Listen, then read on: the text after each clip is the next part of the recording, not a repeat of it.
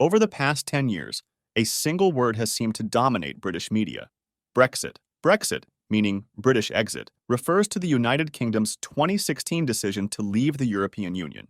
The question of whether to leave or remain in the EU was consistently discussed by politicians and citizens for nearly a decade. To solve the Brexit debate, 72% of the country gathered for a vote on June 23, 2016. Over 17 million people, making up nearly 52% of voters, chose to leave the European Union.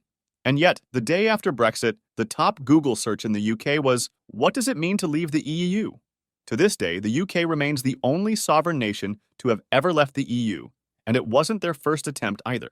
What was the United Kingdom's motivation to separate itself from the continent of Europe, and what does this mean for both parties now? In this video, we will dive into the history leading up to Brexit, why the British chose to break up with Europe, and the consequences of the UK's monumental decision. Before discussing Brexit, we first need to address what exactly Britain was trying to leave. By the way, what is the EU was the second most Googled question in the UK after the Brexit result was announced. To answer the question, the European Union is a political and economic alliance of 27 European countries. It is a supranational organization, meaning that its decisions overrule the decisions of the individual member nations within it. The European Union provides both political and economic structure to the countries it governs. Economically, this involves a central bank, a shared currency, the euro, and a shared internal market known as the EU Customs Union. The Customs Union allows for free trade between EU countries without any tariffs or barriers. It also places an external tariff on goods imported from outside of the Union, encouraging internal trade. The EU government includes a parliament, a court of justice, a European Council, and several other governing bodies. Countries within the EU exist within a geographical area called Schengen Area. There are no borders between EU countries, allowing citizens and travelers with an EU visa to move freely between countries. This border policy has been somewhat controversial. Several EU countries have chosen not be included in the open borders, while a couple non-EU countries have opted in. So the question remains, why would Britain want to leave the EU, and why did they join in the first place? The European Union as it exists today was only created in 1993, but the idea of European integration goes back to 1948. After the horrors of World War II, Europe came together to establish a permanent solution. They needed a way to prevent another world war from breaking out, and decided to do this by unifying Europe. The goal was to create an institution that would protect European democracy and make war unthinkable. Always the problem child, the United Kingdom decided not to join this new European community. At least, not at first. In fact, the UK wouldn't end up joining until 1973. And just to make things more difficult, they had to apply 3 times before getting accepted. They can thank French President Charles de Gaulle for that. De Gaulle vetoed the UK application in 1963 and in 1967, mainly for economic reasons. He feared the UK farming industry would outproduce and outperform the agriculture of France, which was an important aspect of the French economy. De Gaulle also just didn't trust the British. He called the UK incompatible with Europe and saw them as being more closely aligned with the United States. Part of the reason for this distrust was that much of Britain was openly anti-European, an issue we will come back to later in the video. The UK was finally let into the EU pretty much as soon as de Gaulle stepped down from the presidency. However, only 2 years after joining, the UK was already doubting their decision. In 1975, they held their first referendum to decide whether or not they should stay in the European club. So, was de Gaulle right?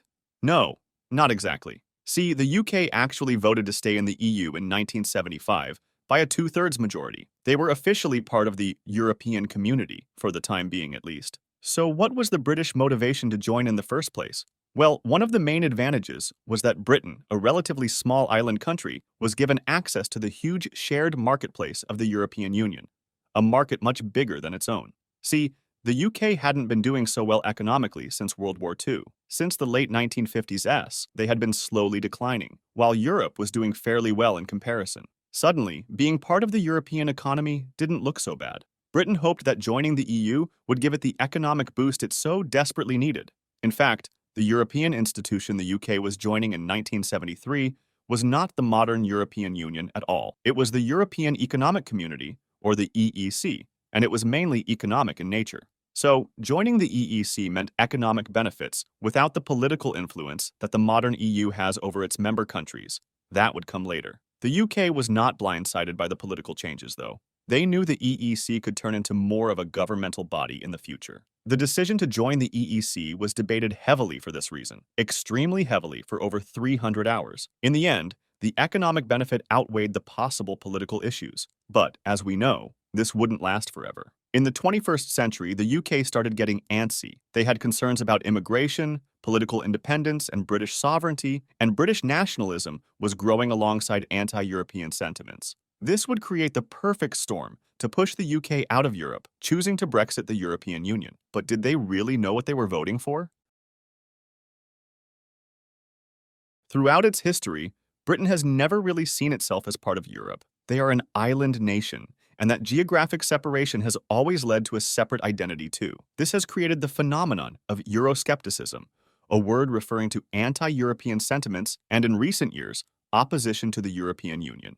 Britain's history as a powerful nation and a once massive empire has created a unique identity for the British people. They often preferred to remain independent from the political affairs of Europe, seeing themselves as a strong country that did not need to depend on other nations. However, as mentioned before, this Euroscepticism eventually gave way to reality for the sake of economics. So then, after finally joining the European Union, why did the UK decide to leave after less than 50 years?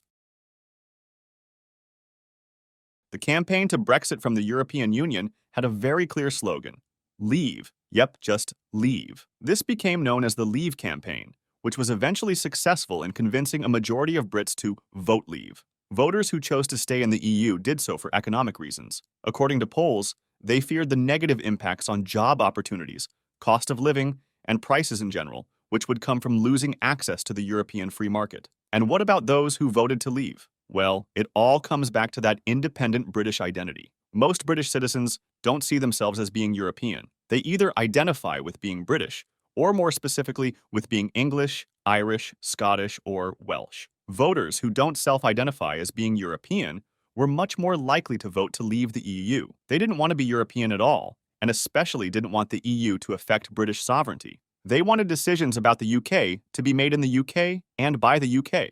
In a 2016 poll, 62% of Brits said that they see themselves as being British only and not European at all. Only 1% identified as being British and European, from Curtis 2017. Being a part of the EU means living under the rules and laws decided by the European governing bodies. Supporters of the Leave campaign wanted none of this. They disagreed with giving Europe the power to make any decisions about their own country. Another important aspect of the Brexit debate is immigration. With the open border policy of the EU, freedom of movement was encouraged, and immigration into the UK was greatly increased. Many Brits had a problem with this. They felt threatened by the level of immigration and worried about how the new immigrants into the country would affect British culture and the British identity. There was also, of course, an economic argument for Brexiting. After the huge financial crash of 2008, Europe went into economic decline. They experienced what is called the Eurozone crisis. Many European nations could not pay off their debt and had to be bailed out by EU countries and organizations. European countries struggled to recover, and some of them never did. The UK economy struggled after 2008 too, but not nearly as much. The British recovery was much faster compared to the rest of Europe, leading Brits to believe that they didn't need the EU economy. So why did so many Brits want to leave the EU? Well, they saw no benefit. They didn't feel European, didn't want to be European, and didn't want European immigrants, so they chose to leave. Britain held their referendum on June 23, 2016. 33 million British voters showed up, and 51.89% voted to Brexit. The only regions that voted to remain in the EU were the Greater London area, Scotland, and Northern Ireland.